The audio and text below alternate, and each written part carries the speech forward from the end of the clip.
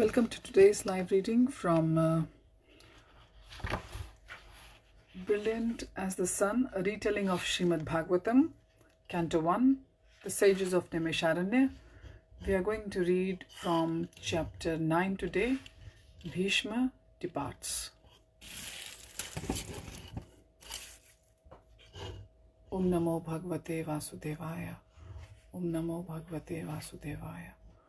Om Namo Bhagavate Vasudevaya.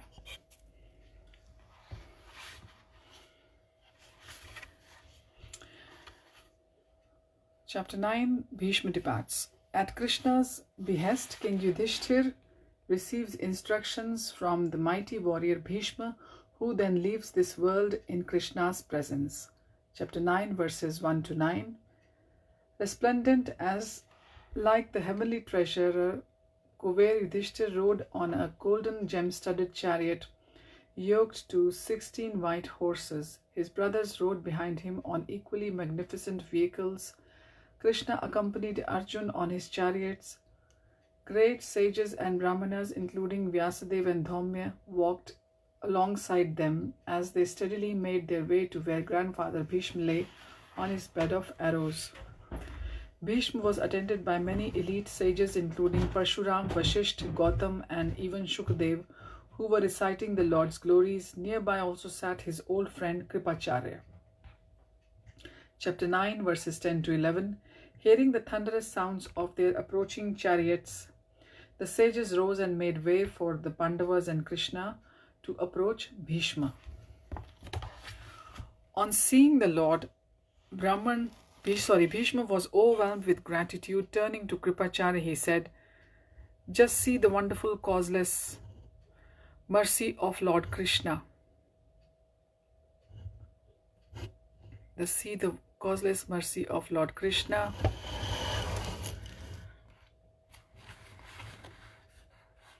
I am most unfortunate. I have no qualification. I opposed Krishna's most intimate friend Arjun.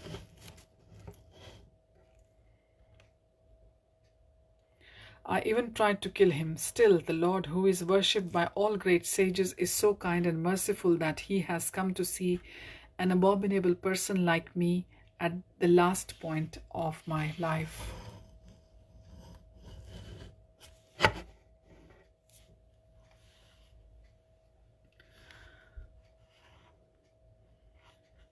Yudhishthir was grief-stricken to see his beloved grandfather in such a painful condition. Blaming himself, he offered his respects and sat meekly to one side along with his brothers. Seeing Bhishma's pitiable condition, Krishna forgot himself in his compassion. Tears flowed from his eyes as he gently greeted the fallen hero. With great difficulty, Bhishma placed his two palms together and joyfully said, "O Krishna, my Lord, Lord of the universe, I offer you my worship." By virtue of Krishna's presence, the pain left Bhishma's body and his mind became calm. Krishna told Bhishma that his grandsons had come to see him. "Yudhishthir feels too ashamed to present himself to you. He himself blames himself for this war." Bhishma turned his head slowly and saw the Pandavas sitting with bowed heads. In a voice choked with affection, Bhishma called out, "Come, come, my beloved grandsons, let me congratulate you on your glorious victory." Chapter 9, verse 12. The brothers knelt on either side of their grandfather and each tearfully begged for his forgiveness. "There is nothing to forgive," cried Bhishma. "Since your childhood, you good souls have continuously suffered terrible injustices. The war was not your fault. It was the only way to re-establish justice. Your behavior has been above reproach. Indeed, it is because of your piety that you brothers have always been protected by the Brahmanas, God, and religion itself."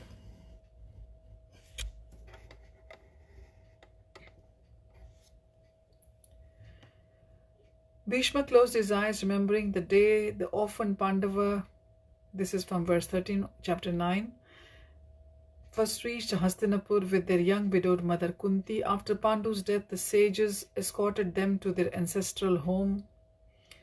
Tears slid from the corners of his eyes as he recalled the hardships Kunti had undergone due to the malicious intrigues of Dhritarashtra's eldest son Duryodhan and his maternal uncle Shakuni.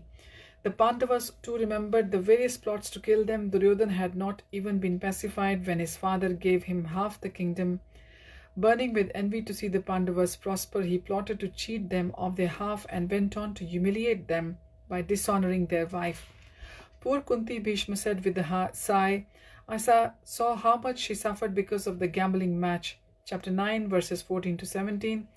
Yudhishthir hung his head in shame, remembering how he had staked first his brothers, then himself, and finally the chaste and sinless Draupadi. His chest heaved with emotion, and his face flushed as he castigated himself. What a wretched person I am! How many sins I have performed in my previous lives. Bhishma reassured him. Do not blame yourself, Yudhishthir. You are not at fault for what has happened. Indeed, you are the emblem of piety. Everything was the arrangement of inexorable time, under whose control everyone is carried just as the wind carries clouds. Otherwise, how could you have suffered so much, even though you are the son of the god of religion? Protected by the mighty Bhim and the powerful Arjun, and above all Lord Krishna, Yudhishthir know that time is identical with Lord, and all this has happened by his desire.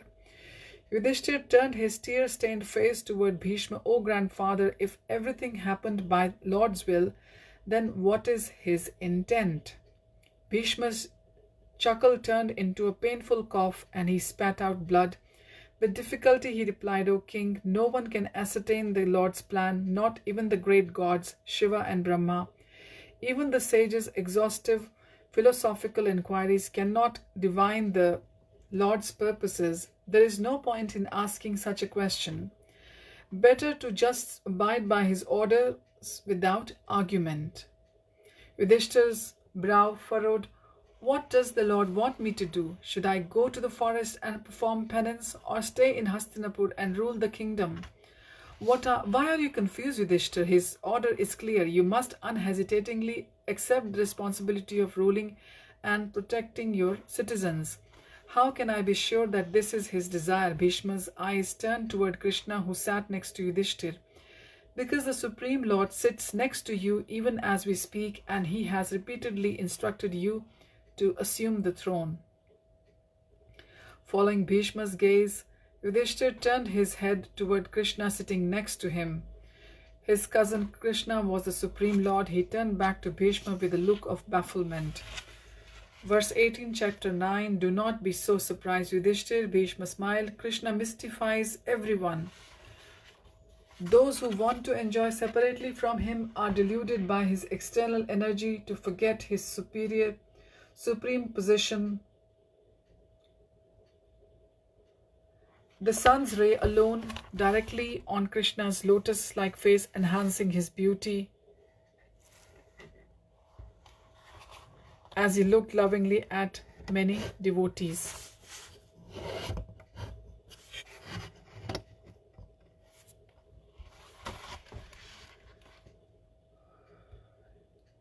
The sages present sang mantras of glorification. The five brothers, however, looked again and again at Krishna and then at Bhishma. They knew Krishna was wonderful, but how could he be the Supreme Lord? He was their dearmost friend, their cousin and confidant. Bhishma fixed his tear-filled eyes on Krishna's face. This Krishna is none other than the inconceivable original personality of Godhead. He is the first Narayan, the supreme enjoyer, yet he moves amongst the Vrishni family as if he were a mere mortal like us. Thus he baffles us all. Yudhishthir looked dumbfounded, held his head in his hands. It must be, as grandfather Bhishma says, he is renowned for his learning, virtue, and spiritual wisdom. But why would Krishna have put them into so much difficulty? Verses 19 to 21, chapter 9, Canto 1. Your confusion does not surprise me, said Bhishma. Krishna reveals his will only to great spiritual authorities such as Shiva, Narad, and his own incarnation, sage Kapil. My dear son Yudhishthir, you must understand that Krishna puts his beloved devotees like you into difficulty only to deepen your loving exchanges with him. Do you remember how you turned to him repeatedly when calamities came, thinking he was your maternal cousin? You sought his friendship and counsel. You asked him to become your messenger and ally. He always reciprocated with you because of your great love for him. Verses 22 to 24, chapter 9. Bhishma turned again to Krishna. You show your kindness to everyone if they have full faith in your protection. Because I too am such an unflinching devotee, you have come here at the last moment of my life to give me your audience. Grandfather, said Yudhishthir, please tell me the means by which one can become the Lord's pure devotee, thereby enjoy his shelter. Keeping his eyes on Krishna's face, Bhishma replied, at the time of death, Krishna will appear in the minds of those who always chant his holy names with fixed attention. Thus the karmic reactions that kept them bound in the material existence will be destroyed. Then addressing Krishna, Bhishma humbly begged, my lord, please appear before me as the four-handed Narayan. I wish to see this glorious form as I leave my body. Verses 25 to 28, chapter 9. Krishna placed his hand reassuringly over Bhishma's. Then he turned to Yudhishthira and nodded, indicating Yudhishthira should continue asking his grandfather his other question. Yudhishthira began his inquiries, and Bhishma carefully answered. Yudhishthira asked about the essential principles of statecraft. Bhishma began explaining the moral duties of society in two divisions. One was for person desiring material enjoyment, and the others for those more inclined to renunciation. He told Yudhishthir that people should be trained to be charitable. He also described the specific duties of the king, of women, of devotees, and each of the different occupations, supporting his explanations with scriptural evidence. Verses 29 to 31, chapter 9. Over the course of the many days that Bhishma instructed Yudhishthir, the sun gradually moved to the northern hemisphere. Noting this, Bhishma, who had the ability to die at a moment of his own choosing, said, Yudhishthir, my dear boy, the auspicious time for my departure has arrived. I have spoken of many things and I have fought many battles. Now I desire to fix my mind on Lord Krishna in preparation for death. As Yudhishthir bowed his head in acquiescence, Bhishma gazed at Krishna. The Lord, manifesting his splendid four-armed form as Narayan, stood before him dressed in yellow garments and adorned with numerous jewels. Preparing to leave his body, Bhishma began to glorify Krishna. Verses 32 to 34, chapter 9.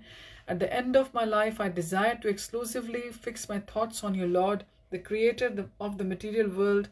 Although you are fully self-satisfied, you sometimes descend here to perform your pleasure pastimes with your pure devotees. Recollecting how attractive Krishna looked on the battlefield of Kurukshetra, Bhishma said, as you drove your friend's chariot, the sun's rays made your outfit glitter and shine, and your hair, which had turned ashen because of the dust raised by the horses, flew behind you in the wind. Even though your body was covered by the wounds inflicted by my sharp arrows and sweat poured from your brow, you did not abandon your dear friend Arjun. Verses 35 to 39, chapter 9. Casting his mind back to the first day of the war, Bhishma continued, on Arjun's request, you took his chariot to the middle of the battlefield. By glancing over the soldiers in Duryodhana's army, you shortened their lives merely by your will. Then Arjun became bewildered, and you spoke transcendental knowledge to dispel his doubts. O Lord, may my mind always be attracted by you. Bhishma became increasingly absorbed in remembering Krishna's many favors towards his devotees. He recalled how during the battle, Krishna sacrificed his own promises not to fight in order to keep Bhishma's vow that he would force the Lord to fight in order to save his friend Arjun.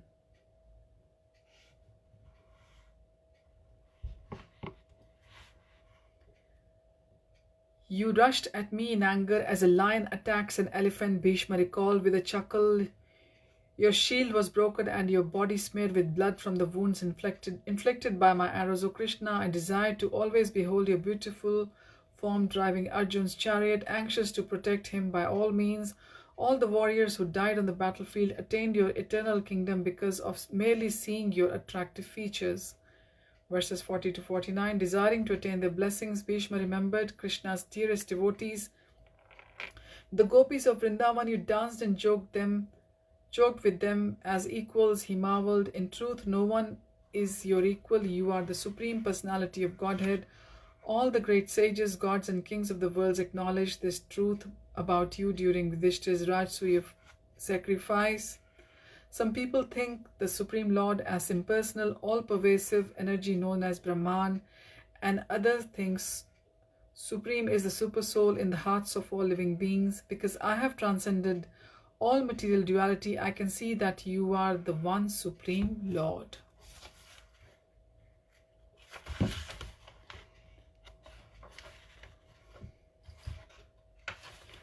Brahman and the super soul are simply your different aspects, just as the sunshine and the sun disk are aspects of sun god. Bhishma fell silent, focusing his eyes and minds on Krishna's form standing before him. He left for the spiritual world. When Bhishma's body became limp and lifeless, the sages and kings present observed a moment's silence. In his honors, the gods began to shower flower petals from the heavens, and the kings joined with the celestials in praising Bhishma and instruments and songs. After performing Bhishma's last rites and watching as his body was burned on a great bier swathed in garlands, Yudhishthira was momentarily overcome with grief. He stood motionless, gazing at the smoking remains of Bhishma's body. As he slowly turned to leave, he saw Kripacharya standing at a distance. Yudhishthira, followed by Krishna, approached his old teacher, who lowered his head in shame. "Forgive me, Yudhishthira," said Kripacharya, "following Ashwatthama's orders, I have grievously wronged you. I shall now go to the mountains to perform penance." Yudhishthira reached down to touch his teacher's feet, but Kripacharya stopped him and raised him up. "My lord," said Yudhishthira, "you do not censure yourself. Everything happens by the Supreme's will. Pray return to Hastinapur with me. I will need your wise counsel to rebuild this vast kingdom." Krishna also spoke reassuringly, "Yudhishthira, it is right, besides which your presence in Hastinapur will provide you much consolation to the bereaved Dhritarashtra and Gandhari." Sighing deeply, Kripacharya agreed. When the sages departed for their hermitages, he returned to Hastinapur with Yudhishthira, always taking great care to comfort his distraught uncle Dhritarashtra and his aunt Gandhari. Yudhishthira began to rule the kingdom with Dhritarashtra and Krishna's approval. With this, we finish the final reading of 2020 from the retelling of Srimad Bhagavatam by Krishna Dharma Prabhu and Chintamani Mataji. Hariyam Tat Sat. Hare Krishna. Let us pray for each other that 2021 will be peaceful and blissful and blessed for everyone in the world. Hariyam Tat Sat.